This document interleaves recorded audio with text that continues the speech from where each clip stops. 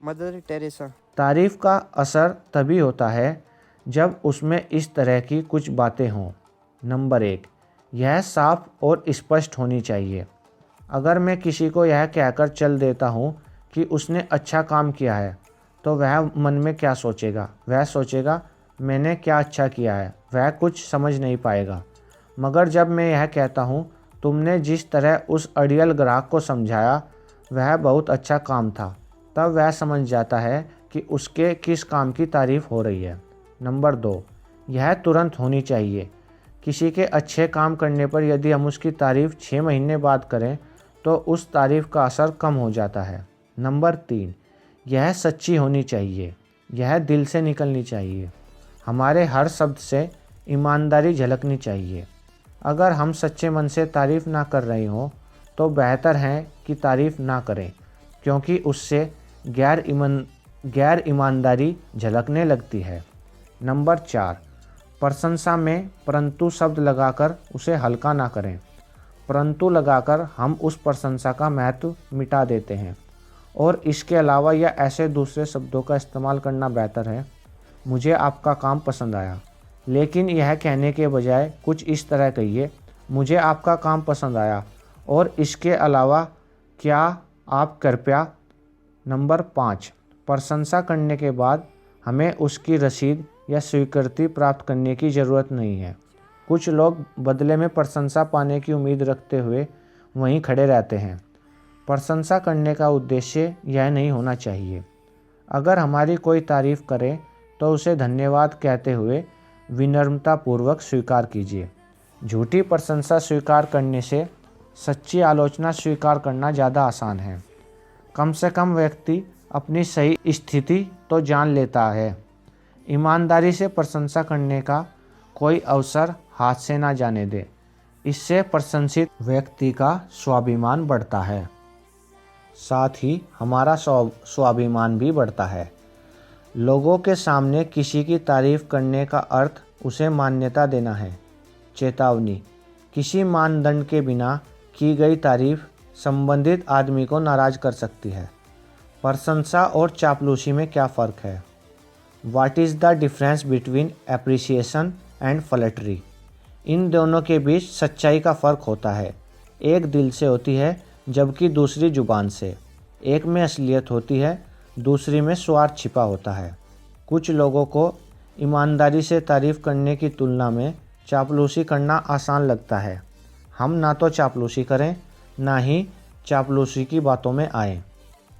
स्कूलों में एक पुरानी कहावत है कि चापलूसी मूर्खों की खुराक होती है। फिर भी कभी कभी तुम बुद्धिमान लोग इसे थोड़ा सा खाने के लिए भूखे हो जाते हो। झूठी तारीफ रेगिस्तान में मिराज के समान है। जैसे जैसे हम उसके नज़दीक जाते हैं और ज़्यादा निराशा मिलती है, क्योंकि यह भरम से ज़्यादा कुछ भी नहीं है।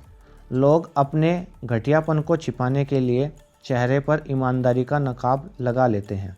11वां कदम: जब हम कोई गलती करते हैं तो उसे कबूल करते हुए बढ़ें।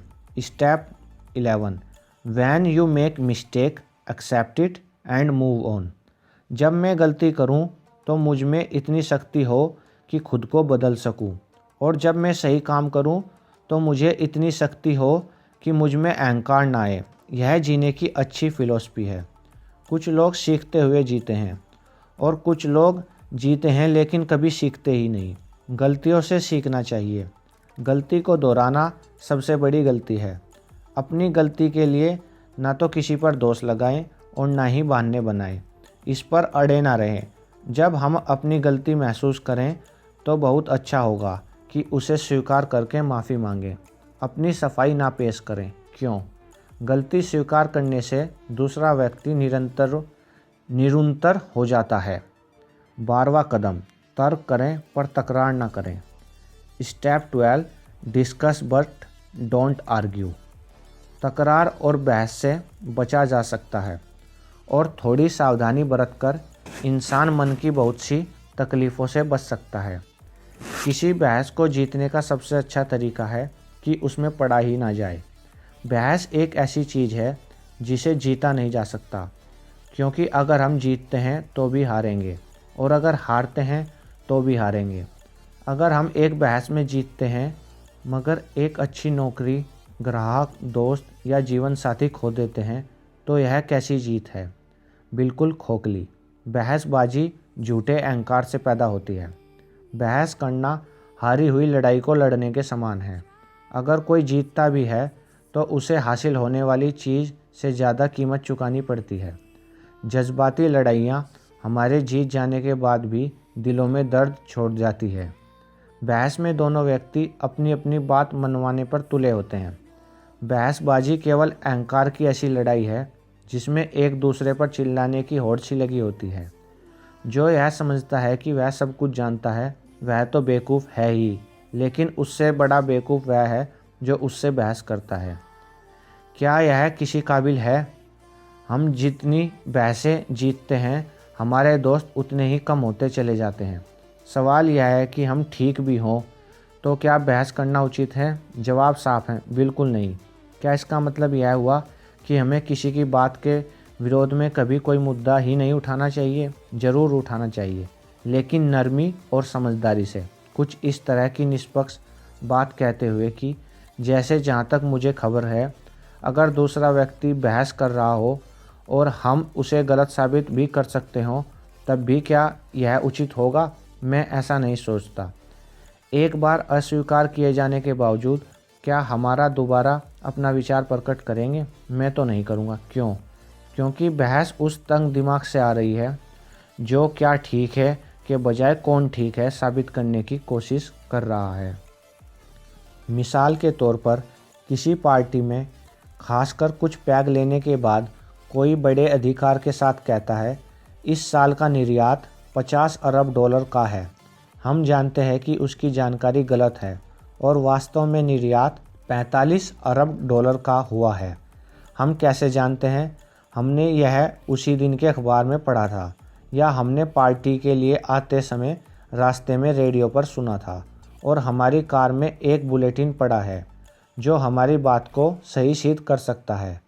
क्या हम अपनी बात साबित करेंगे? हाँ, ऐसा कहकर मेरी जानकारी के अनुसार निर्यात की रकम 45 अरब डॉलर है।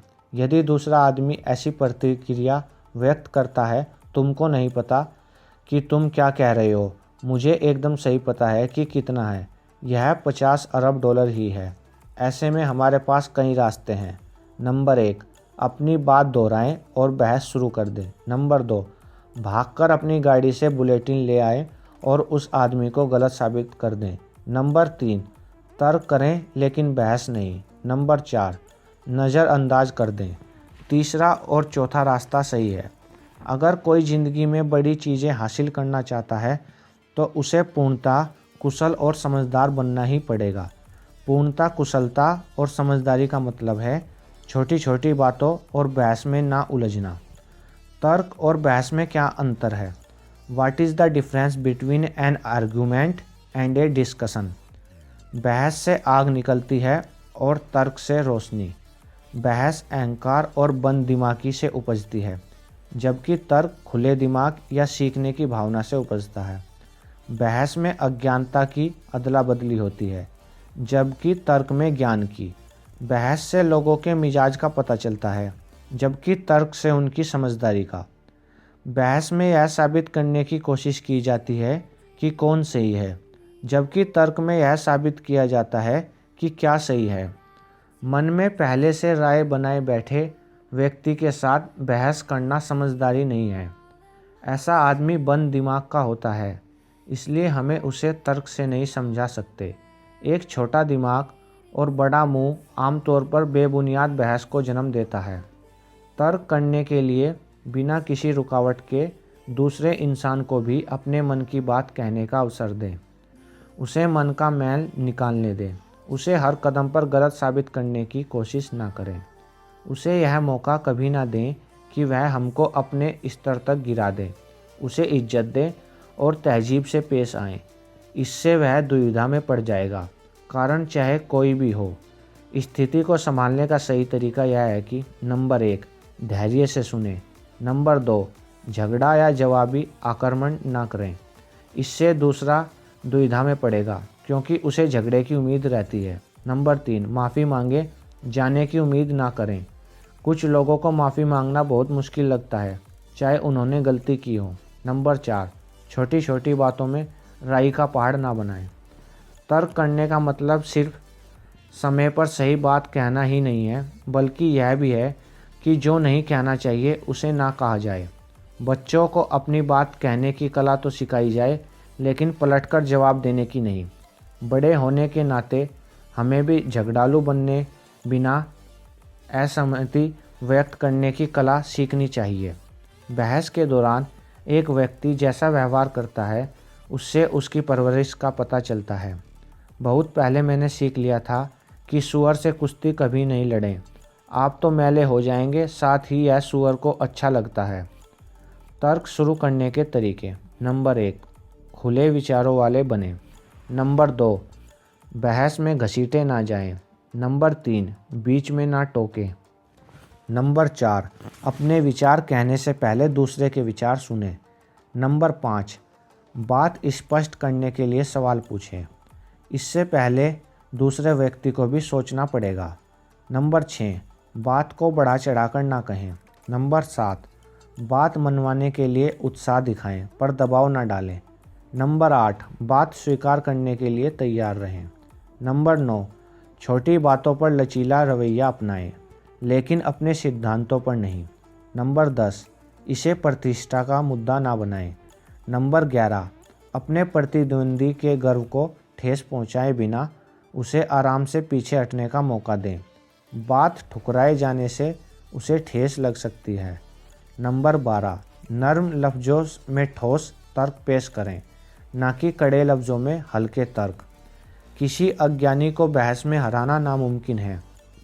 उसके तर्क कमज़ोर होते हैं, पर लफ्ज़ तीखे और कठोर। विचार विमर्श के दौरान ऐसे शब्दों का इस्तेमाल अच्छा साबित हो सकता है। मुझे ऐसा लगता है, हो सकता है मैं गलत हूँ। बहस को ख़त्म करने का एक तरीका यह भी हो सकता है कि हम अपनी अज्ञानता दिखाते हुए इस तरह के सवाल पूछें। हम ऐसा क्यों महसूस करते हैं? क्या हम थोड़ा और विस्तार से बता सकते हैं? क्या हम अपनी बात थोड़ी और स्पष्ट कर सकते हैं? अगर इनमें से किसी से भी बात ना बने तो ज़्यादा बेहतर होगा कि अदब और तहजीब से अपनी असहमति जाहिर कर दें। 13वां कदम, पीठ पीछे बातें ना करें। Step 13, don't gossip. याद रखें, जो लोग हमारे सामने दूसरों की बातें करते हैं, वे हमारी पीठ पीछे हमारे बारे में भी बातें करते हैं। गप हाँकने और झूठ बोलने के बीच करीबी रिश्ता है। एक गप्पी बातें सुनता तो जल्दबाजी में है, मगर उन्हें मज़े ले लेकर सुनाता है। वह अपने काम पर ध्यान नहीं देता, क्योंकि ना तो उसके पास काम होता है और ना ही दिमाग। गप्पी को दिलचस्पी काम की बातों से ज़्यादा उड़ती खबरों को सुनने में होती है। गप मारना एक ऐसी कला है जिसमें कुछ खास कहा भी नहीं जाता और ना ही कुछ अनकहा छूटता है। किसी ने ठीक ही कहा है, छोटे लोग दूसरों के बारे में बातें करते हैं, मध्यम स्तर के लोग चीज़ों के बारे में बातें करते हैं और महान लोग विचारों के बारे में बातें करते हैं। गप मारने से किसी के चरित्र की निंदा और बदनामी भी हो सकती है। गप सुनने वाले उतने ही दोषी हैं जितने कि गप मारने वाले। गप हाँकने वाला अक्सर अपनी ही बातों के जाल में फंस जाता है।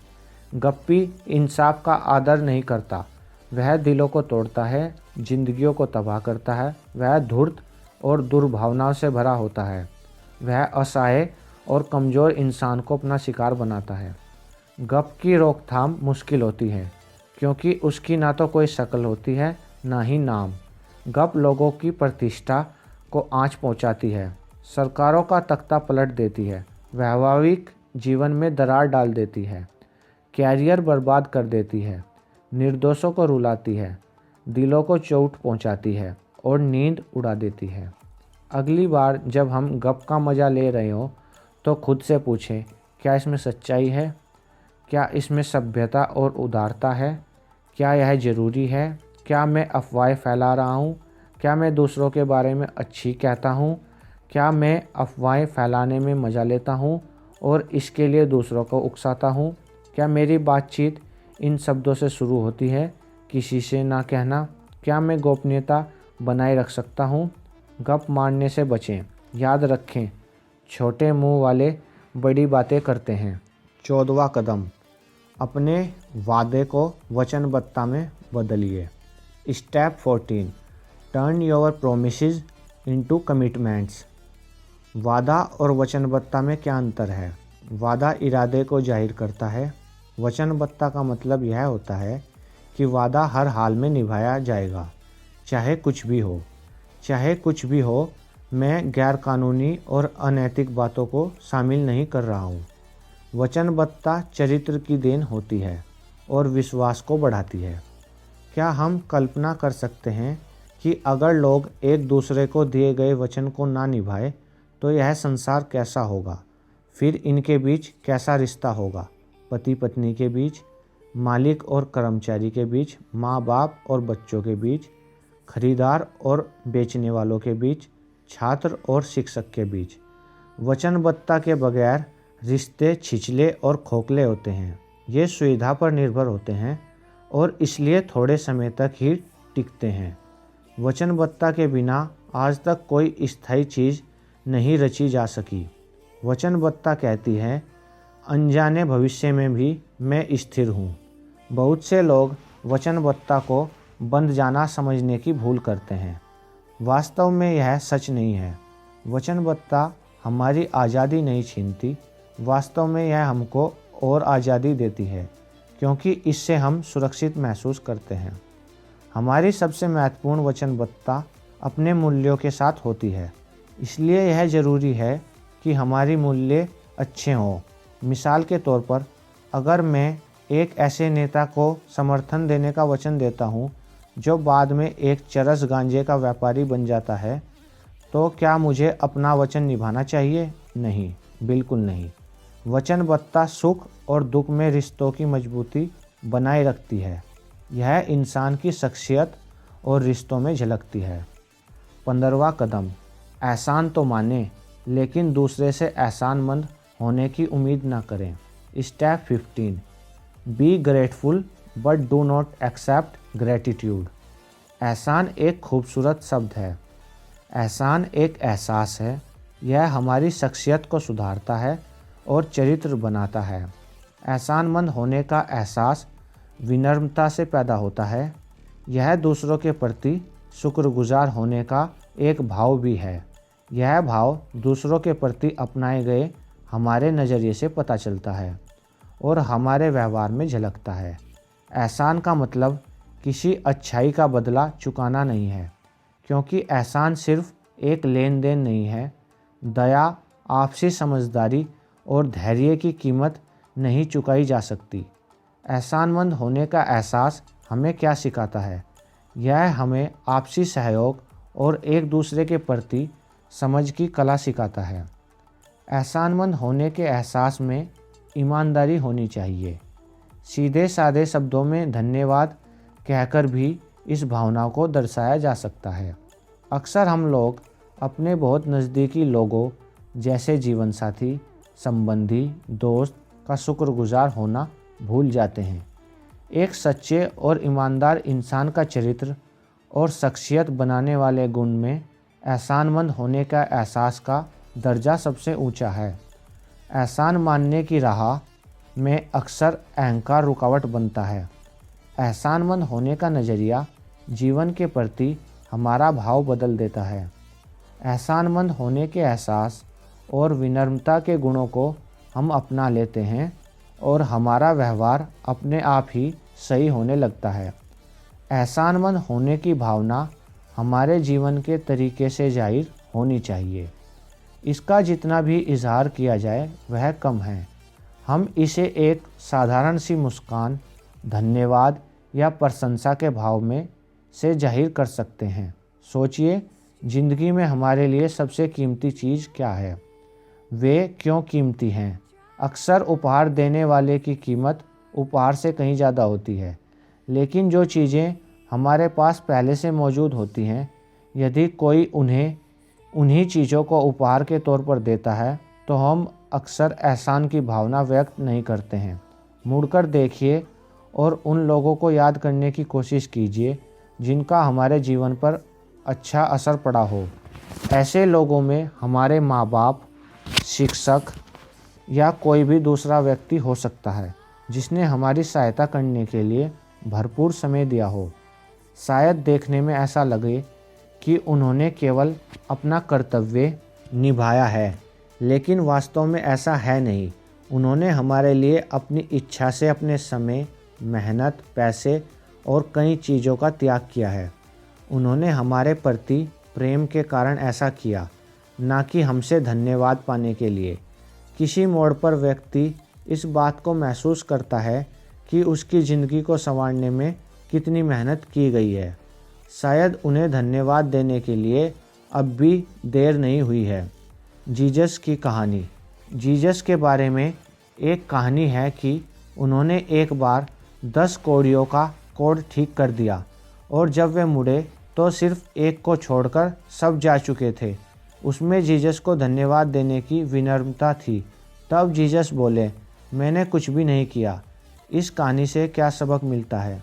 ज़्यादातर लोग एहसान फरामोश होते हैं। एहसान मानने वाला इंसान मुश्किल से मिलता है। जीसस ने सचमुच उन्हें नया जीवन दिया और कहा, मैंने कुछ भी नहीं किया। जीसस की तरह हम भी किसी से एहसान मानने की उम्मीद नहीं करनी चाहिए। ऊपर का उदाहरण हमारे व्यवहार और शख्सियत में कैसे लागू होता है। हमें किसी को थोड़े दिनों के लिए रोटी कपड़ा दे देते हैं तो कहते हैं, देखो मैंने इसके लिए कितना किया। हम अपने इस परोपकार को अपने दिमाग में कितना बड़ा चढ़ा देते हैं। हम लोगों को अक्सर ऐसी बातें कहते सुनते हैं, अगर मैं नहीं होता तो यह आदमी आज सड़क पर होता। उनमें कितना अहंकार है। संयोग से, बाय द वे, जब लोग दूसरों से काम निकालने के लिए ऐसी बातें करते हैं, संयोग से, क्या आप मेरे लिए यह कर सकते हैं? ऐसा कहकर वे काम करने या ना करने के महत्व को कम कर देते हैं। मैंने यह पाया है कि अगर हम जिंदगी में किसी के लिए कोई भी काम करते हैं तो यह संयोग से नहीं होता, बल्कि हमेशा खास तौर पर होता है। एक अच्छे इंसान के नज़रिए से देखा जाए तो वह कोई काम एहसान करने के लिए नहीं करता है। अगर दूसरों की मदद करना संभव हो और वह फिर भी ना की जाए तो यह बहुत दुख की बात है। लेकिन मुझे इस बात का पक्का यकीन है कि संयोग से कुछ भी घटित नहीं होता। यह हमेशा खास तौर से घटित होता है और ऐसा मानना ही उचित है। 16वां कदम, भरोसेमंद और वफादार बने। Step 16, be dependable and practise loyalty. पुरानी कहावत है, एक छटाक वफादारी एक शेर चालाकी से ज़्यादा अच्छी है। यह सर्वव्यापी और अटल नियम है। काबिलियत बहुत ज़रूरी है, लेकिन भरोसेमंद होना अनिवार्य है। अगर हमारे साथ कोई ऐसा व्यक्ति है जिसमें सारी खूबियां हैं लेकिन वह भरोसेमंद नहीं है, तो क्या हम ऐसे व्यक्ति को अपनी टीम में रखना पसंद करेंगे? नहीं, बिल्कुल नहीं। मुझे यकीन था कि तुम ज़रूर आओगे। I knew you would come. बचपन के 2 ऐसे दोस्त थे जो स्कूल, कॉलेज और यहाँ तक कि फ़ौज में भी साथ ही भर्ती हुए। युद्ध छिड़ गया और दोनों एक ही यूनिट में थे। एक रात उन पर हमला हुआ। चारों तरफ गोलियां बरस रही थी। ऐसे में अंधेरे से एक आवाज़ आई, हैरी इधर आओ, मेरी मदद करो। हैरी ने अपने बचपन के दोस्त बिल की आवाज़ फ़ौरन पहचान ली। उसने अपने कैप्टन से पूछा, क्या मैं जा सकता हूँ? कैप्टन ने जवाब दिया, नहीं, मैं तुम्हें जाने की इजाज़त नहीं दे सकता। मेरे पास पहले से ही आदमी कम हैं। मैं अपने एक और आदमी को नहीं खोना चाहता। साथ ही बिल की आवाज़ से भी ऐसा लगता है कि वह बचेगा नहीं। हैरी चुप रहा। फिर वही आवाज़ आई, हैरी आओ मेरी मदद करो। हैरी चुप बैठा रहा क्योंकि कैप्टन ने उसे जाने की इजाज़त नहीं दी थी। वही आवाज़ बार बार आई। हैरी अपने को और ज़्यादा रोक नहीं सका और उसने कैप्टन से कहा, कैप्टन, वह मेरे बचपन का दोस्त है, मुझे उसकी मदद के लिए जाना ही होगा। कैप्टन ने बेमन से उसे जाने की इजाज़त दे दी। हैरी अंधेरे में रेंगता हुआ आगे बढ़ा और बिल को खींचकर अपने गड्ढे में ले आया। उन लोगों ने पाया कि बिल तो मर चुका था। अब कैप्टन नाराज़ हो गया और हैरी पर चिल्लाया, मैंने कहा था ना कि वह नहीं बचेगा। वह मर गया और तुम भी मारे जाते। मैं अपना एक और आदमी खो बैठता। तुमने वहाँ जाकर गलती की थी। हैरी ने जवाब दिया, कैप्टन, मैंने जो किया वह ठीक था। जब मैं बिल के पास पहुँचा तो वह जिंदा था और उसके आखिरी शब्द थे, हैरी, मुझे यकीन था कि तुम ज़रूर आओगे। अच्छे रिश्ते बड़ी मुश्किल से बनते हैं और एक बार बन जाएं तो उन्हें निभाना चाहिए। हमसे अक्सर कहा जाता है, अपने सपने को साकार करो, मगर हम अपने सपनों को साकार दूसरों की कीमत पर असलियत का रूप नहीं दे सकते। ऐसा करने वालों के पास चरित्र नहीं होता। हमें अपने परिवार, दोस्तों और उन लोगों के लिए जिनकी हम परवाह करते हैं और हम पर निर्भर है, अपने निजी हितों का त्याग करना चाहिए। 17वां कदम, मन में मैल ना रखें। Step 17, avoid bearing grudges. अच्छे रिश्ते बड़ी मुश्किल से बनते हैं और एक बार बन जाएं तो उन्हें निभाना चाहिए। हमसे अक्सर कहा जाता है, अपने सपनों को साकार करो, मगर हम अपने सपनों को दूसरों की कीमत पर असलियत का रूप नहीं दे सकते। ऐसा करने वालों के पास चरित्र नहीं होता। हमें अपने परिवार, दोस्तों और उन लोगों के लिए जिनकी हम परवाह करते हैं और जो हम पर निर्भर हैं, अपने निजी हितों का त्याग करना चाहिए।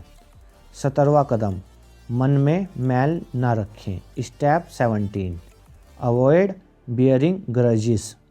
कूड़ा इकट्ठा करने वाले ना बने। क्या हमने वह कहावत सुनी है, माफ़ तो कर सकता हूँ लेकिन भूल नहीं सकता। जब एक व्यक्ति साफ माफ़ करने से इनकार कर देता है तो वह उन सभी दरवाज़ों को बंद कर देता है जिन्हें खोलने की किसी दिन उसे ज़रूरत पड़ सकती है।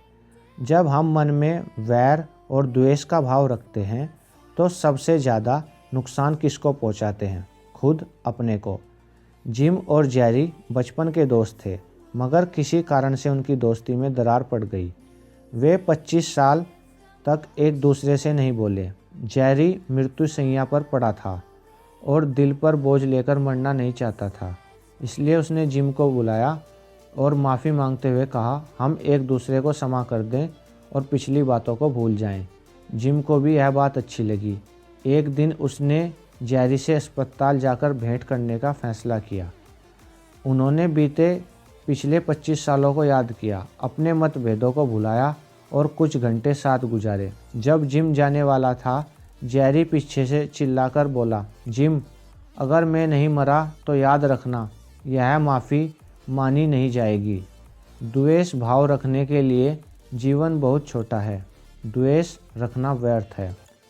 लालत है मुझ पर। जहाँ एक तरफ द्वेष रखना अच्छी बात नहीं, वहीं बार बार चोट खाना भी अच्छी बात नहीं है। किसी ने ठीक ही कहा है, तुम मुझे एक बार धोखा देते हो तो तुम पर लालत है, तुम मुझे दोबारा धोखा देते हो तो मुझ पर लालत है। जॉन कैनेडी ने एक बार कहा था, किसी को माफ़ तो कर दो लेकिन उसका नाम मत भूलो। मैं निश्चय ही कह सकता हूँ कि उनका मतलब यह था कि दोबारा ठगा जाना या धोखा खाना अक्लमंदी नहीं है। 18वां कदम, सच्चे, ईमानदार और निष्कपट बने। Step 18, practice honesty, integrity and sincerity. ईमानदारी का मतलब नकली और झूठा बनने से बचना और सच्चा एवं असली बनना है। भरोसेमंद आदमी के रूप में बनाइए। अगर घर, दफ्तर और समाज में रिश्तों को बनाने वाली कोई चीज़ है तो वह है सच्चाई। अपना वचन ना निभाना बेईमानी है। ईमानदारी से खुलापन, विश्वसनीयता और साफ बोलने की प्रेरणा आती है। यह अपने और दूसरों के प्रति सम्मान दर्शाती है। ईमानदारी का मतलब ईमानदार होना है, ना कि ईमानदार दिखना। झूठ की रफ्तार भले ही तेज हो, मगर सच टिकाऊ होता है। ईमानदार कंपनी के टाइटल या ब्रोशर में नहीं, बल्कि लोगों के चरित्र में पाई जाती है। क्या अपनी ईमानदारी से समझौता करना और जीतना या आगे बढ़ने के लिए जल्दी कामयाबी दिलाने वाले गलत रास्ते चुनना उचित है? बेईमानी से जीती हुई ट्रॉफी हासिल करके क्या कोई इंसान वास्तव में खुश रह सकता है। ट्रॉफी जीतने से कहीं ज़्यादा महत्वपूर्ण है एक अच्छा इंसान बनना। एक सेर मक्खन, अ पाउंड ऑफ बटर। एक किसान एक बेकर को रोज़ एक सेर मक्खन बेचा करता था। एक दिन बेकर ने यह परखने के लिए मक्खन एक सेर है या नहीं उसे तोला और पाया कि मक्खन कम था। इस बात से वह गुस्सा हो गया और किसान को अदालत में ले गया। जज ने किसान से पूछा कि उसने तौलने के लिए किस बाट का इस्तेमाल किया था। किसान ने जवाब दिया, हुजूर मैं अज्ञानी हूँ, मेरे पास तौलने के लिए कोई सही बाट नहीं है, लेकिन मेरे पास एक तराजू है। जज ने पूछा, तो तुम मक्खन को कैसे तौलते हो? किसान ने जवाब दिया, इसने मक्खन तो मुझसे अब खरीदना शुरू किया, मैं तो बहुत पहले से इससे एक सेर ब्रेड खरीद रहा हूँ। रोज़ सुबह जब बेकर ब्रेड लाता है तो मैं ब्रेड को बाट बनाकर बराबर का मक्खन तौल कर दे देता हूँ। अगर इसमें किसी का दोष है तो वह बेकर का। ज़िंदगी में हमें वही वापस मिलता है जो हम दूसरों को देते हैं। हम जब भी कोई काम करें तो खुद से यह सवाल पूछें, क्या मुझे जो पैसा मिलता है मैं उसके बराबर की मेहनत भी कर रहा हूँ? ईमानदारी और बेईमानी एक आदत बन जाती है। कुछ लोग बेईमानी की प्रैक्टिस करते हैं और चेहरे पर जरा सी भी शिकन लाए बिना बड़ी आसानी से झूठ बोल सकते हैं। ऐसे लोग भी हैं जो इतना झूठ बोलते हैं कि सच क्या है यह भी भूल जाते हैं, मगर वे किसी को धोखा दे रहे हैं, किसी और को नहीं बल्कि खुद को। ईमानदारी तहजीब से पेश की जा सकती है। कुछ लोग निर्दयी ढंग से ईमानदार होने पर गर्व महसूस करते हैं। ऐसा लगता है कि उन्हें ईमानदारी के बजाय उस निर्दयता में ज़्यादा आनंद आता है। ईमानदारी बरतने में शब्दों के चुनाव और व्यवहार की महत्वपूर्ण भूमिका होती है। सच्चाई हमेशा आपके पसंद की नहीं होती। Truth may not always be what you want to hear. सच कठोर हुए बिना भी बोला जा सकता है, लेकिन ऐसा कर पाना हमेशा संभव नहीं होता। एक ईमानदार दोस्त की सबसे बड़ी जिम्मेदारी होती है कि वह सच्चा हो। कुछ लोग कड़वे सच से बचने के लिए ऐसे चापलूस दोस्तों का चुनाव करते हैं जो कि उनकी पसंद की बातें ही बोलते हैं।